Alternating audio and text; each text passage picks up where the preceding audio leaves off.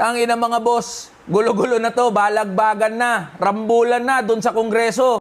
Tangina kasi mga congressman to, kayo na nga yung nangungunang gumawa ng gulo at drama dyan sa Kongreso kasi nga gusto nyo yan eh.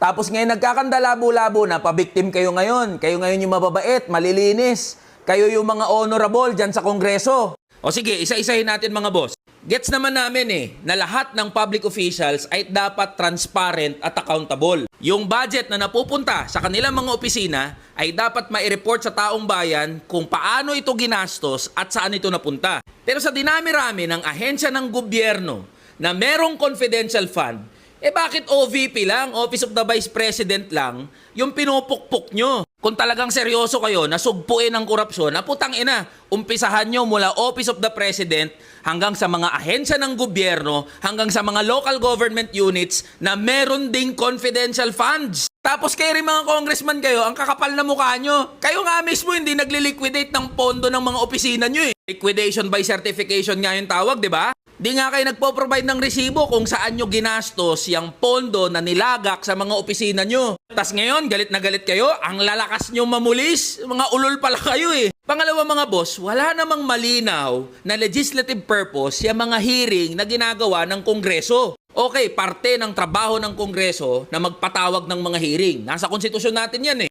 Pero malinaw yan na hearing in aid of legislation. O anong malinaw na legislative purpose ng mga hearing? Walang katapusang hearing na pinagagawa nyo. Minin nyo na kasi na political persecution yan sa mga kalaban ng administrasyon. Ang mas masama, ang pinupuruhan nyo, yung mga maliliit at ordinaryong kawani lang din ng gobyerno. Pagsalungat sa gusto nyo mangyari, pag hindi nyo narinig yung gusto nyong marinig, ipapasight in contempt nyo, ipapakulong nyo, haharasin nyo. Diba ilang beses na nangyari yan sa mga hearing? Yung mga resource person at mga staff ng mga ahensya na pinapatawag nyo, inagde-detain nyo dyan sa Kongreso. Pangatlo, para saan ba talaga itong mga hearing na ginagawa ng Kongreso?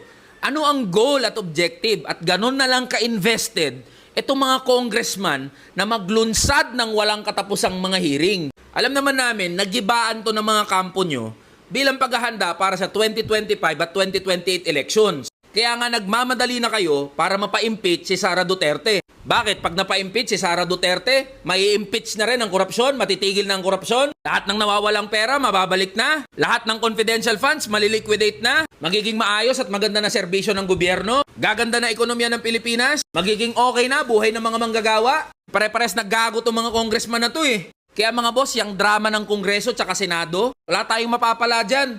Dehado pa nga tayo eh. Kasi sa halip na pag-usapan, yung iba pang mga mahalagang issue, gaya ng sahod, provincial rate, walang ibang inatupag itong mga congressman natin, kundi magbalagbagan at magrambulan sa Kongreso.